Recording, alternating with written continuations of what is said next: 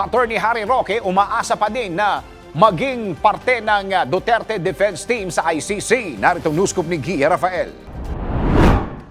Sinusubukan pa rin ni dating presidential spokesman Harry Roque na makapasok ng International Criminal Court Detention Facility upang makausap si dating Pangulong Rodrigo Duterte.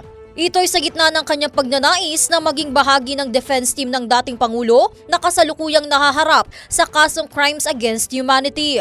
Binigyang diin ni Attorney Roque, gusto niyang personal na makausap ang dating Pangulo dahil ito pa rin ang magdedesisyon kung sino ang mga kukuhanin niyang legal counsels.